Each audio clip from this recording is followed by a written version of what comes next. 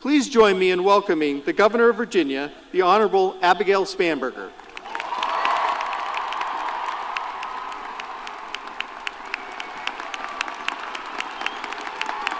Good morning. Good morning. Mr. President, distinguished guests, students, faculty, families, and the Virginia Tech class of 2026, it is an honor to be with you and to celebrate this day and this tradition.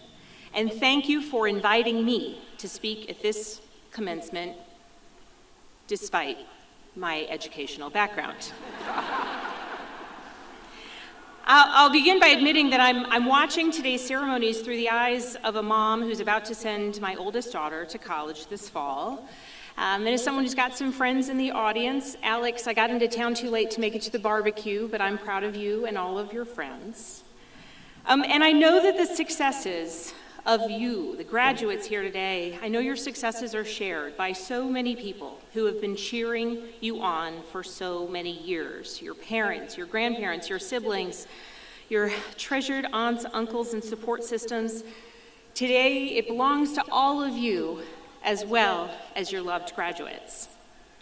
And to the class of 2026, on behalf of the Commonwealth of Virginia, I would like to congratulate you on this wonderful accomplishment. Today is a day to celebrate because getting to this day required a lot of you. There isn't a person here who hasn't had a few trials and tribulations along the way. And I'll tell you something, the path that brought you here today was probably not a straight line, and for most of us, it never is. But Virginia Tech's motto is something that can guide you, and it speaks to something profound, ut prosim, that I may serve. I believe those words capture something essential to the class of 2026 and to Hokies all across Virginia, the country, and the world. And as you consider your next chapter, I would strongly encourage you to think about public service. And I want to take a moment on this because when I talk about public service, sometimes people think that I'm talking only about running for office. Or putting your name on a campaign bumper sticker, or raising your right hand to serve in the armed forces or in government service. And those are wonderful paths, but service can and does take so many forms. And so, class of 2026, in a life of service, you could advocate for farmers and agriculture in your community. You could become an educator, a principal, a superintendent. You could choose to work to protect the natural beauty of our lands and water. You could work to recruit new businesses to your hometown and to our Commonwealth. You could work to expand voting rights, or you could serve in the military, eventually climbing to the rank of general. And those examples, they're not hypothetical. I just described 6 of my cabinet members, all of whom hold degrees from Virginia Tech.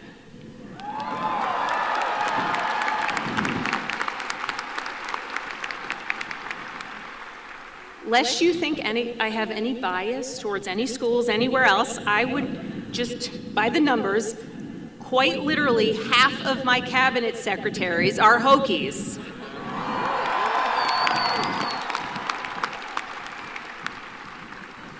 But my larger point is this. Every one of you has something to contribute, a talent, a skill, a perspective that the world needs. And the question isn't whether you have something to offer, it's whether you will be willing to offer it. And so if you're looking for inspiration, you don't have to look very far. You can look at President Sands. President Sands has led Virginia Tech for over a decade with a vision and an unwavering commitment to the students at this university. Under his leadership, Virginia Tech has enhanced research, innovation, has grown enrollment, and expanded the university's footprint throughout the Commonwealth. He's added tremendous value to Virginia's economy and the future of our Commonwealth as a whole, and I might add, an extraordinary recognition of the value of your diploma because of the incredible reputation of this university. So please join me in thanking President Sands for his service to the university and our Commonwealth.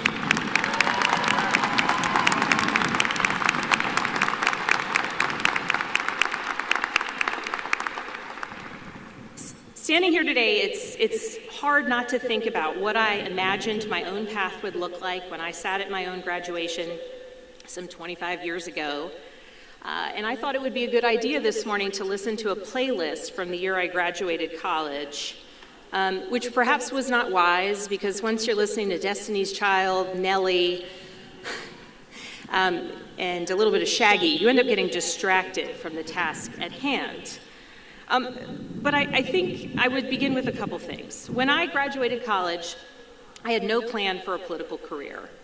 And I know that sometimes politicians say that, a little bit of false modesty, but that is true for me. It was not part of the picture that I had. Instead, I actually had a pretty rigid plan. I was going to move to Germany, improve my German, perfect my German, spend a couple of years there working in the private sector, move home, join CIA, serve my country, travel the world. That would be my path.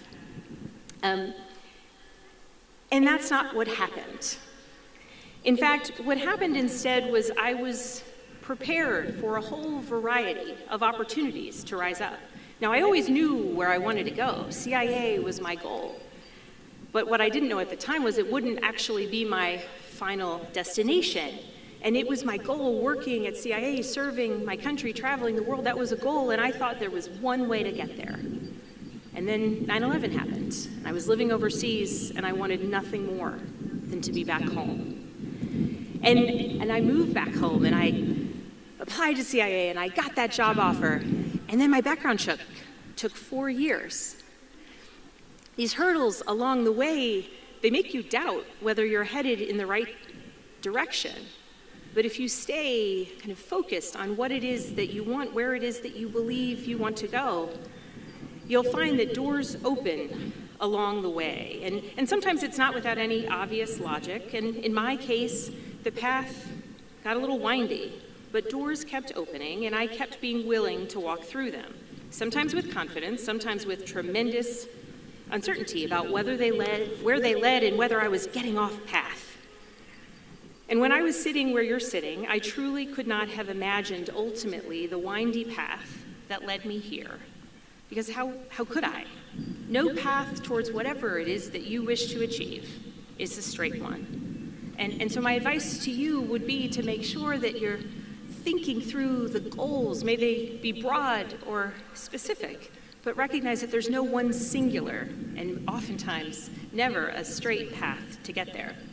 The adventure of life, and I do mean that word adventure, is that you genuinely do not know what you will find before you, the challenges that may come your way, the things that will strengthen you, the things that will fortify you, the perspectives that you will gain.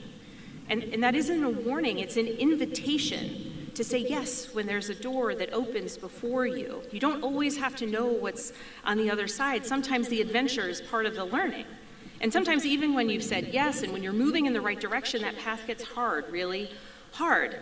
Which reminds me of the time that I ended up in a swamp. Stick with me on this one. That wasn't a political reference, I mean a literal swamp. Early in my career at CIA, I went on one of my many training exercises, and the premise was very simple.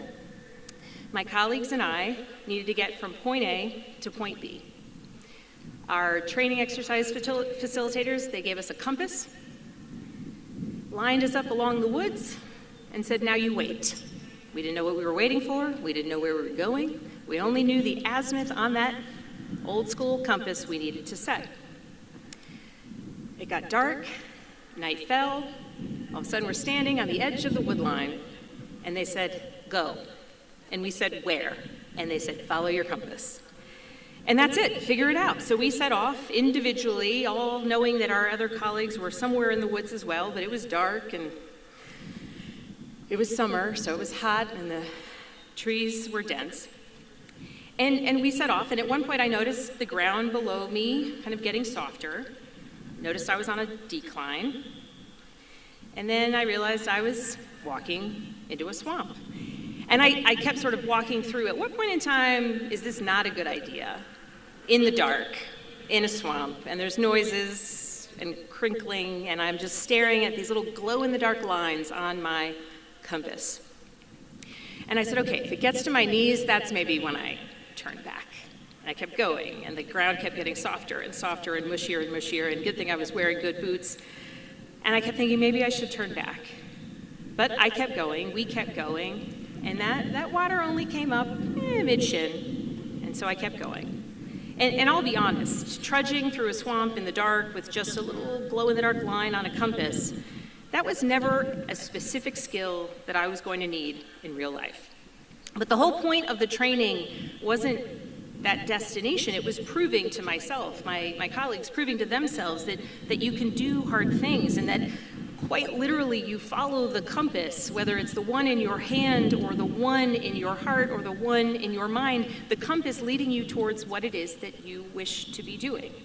And so on your hardest days, wherever you are, whatever is challenging you, you'll be able to draw on memories of things you have overcome, challenges you have faced. In my case, it's a swamp. But yours might be a thesis you almost abandoned, a course that was particularly challenging, a semester that tested your limits, an overcommitment to far too many activities, and you wondered how you could handle it all. But Virginia Tech has been building these memories for you for 4 years, and that is part of what your diploma will represent, a record of the hard things that you have done, that you have gotten through, places where you have stayed, following that inner compass, because you are sitting here today. So take those memories with you. They are more portable than you think. And you are entering a world with significant challenges. Just read the news, there's no shortage of problems to tackle right now. But I mean this sincerely when I look at all of you, a sea of smiling faces and caps and gowns, I feel incredibly hopeful for the future.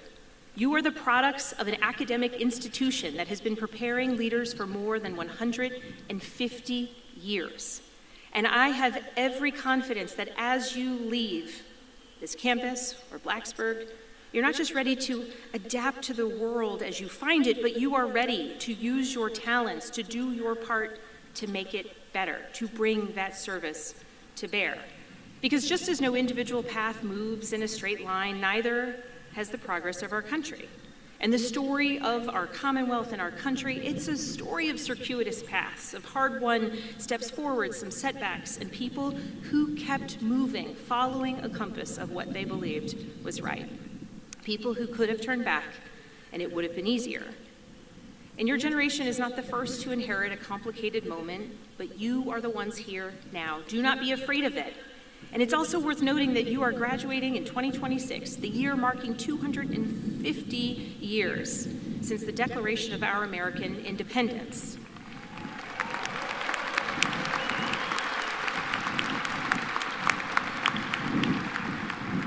And milestones like this lend themselves to reflection, where we came from, where we are, and where we are going. We're a nation and a commonwealth built on exceptional ideals, the Jeffersonian notion that all men are created equal, endowed with certain unalienable rights. But we also know that those who wrote those words didn't always abide these words. I recently heard a historian, Vincent Brown, reflect on this, and I'm paraphrasing, but he said that even while our founders didn't live the words they wrote, we get to choose to do so. So the choice is on us to give life to the words on our founding documents in our lives, in our communities, in our workplaces, and in our own individual acts of service to one another today and into the future. Every generation gets to decide whether the words on those founding documents are simply ink on parchment or whether they mean something tangible in our country today. And class of 26, so do you. You get to choose what the words on your diploma mean for you, that mark of success and of the hardships and challenges you've overcome, but on the path that you are on. And just like our individual paths in life, the path of our shared American story is not a straight line. And if our founders were here today, I feel like they would be pretty surprised to see me standing here as the governor of Virginia, and pretty surprised to see some of you sitting here in the audience. But that's exactly the point. As we are marching forward, as individuals, as a commonwealth, as a country, and you as new graduates of Virginia Tech, we get to follow the compass of where we want to be, who we are, and where we are going. And in all seriousness, I want to leave you with this. The path ahead will not always be clear. It will surprise you, challenge you, and occasionally put you in a swamp. And that has always been true. But you don't need the path to be straight to get where you are going. We just need to keep moving, to be fearless. We need people committed to service in all forms. And when a door opens, an opportunity arises, be prepared to take that challenge. And when the path gets hard, remember the lessons that you learned here, the challenges you faced, the success that you overcame, and trust your compass. And never ever stop looking for ways to do good in your community, in your commonwealth, in your country. Thank you again for the invitation to be here today, to say congratulations, to wish you the very best. Go Hokies.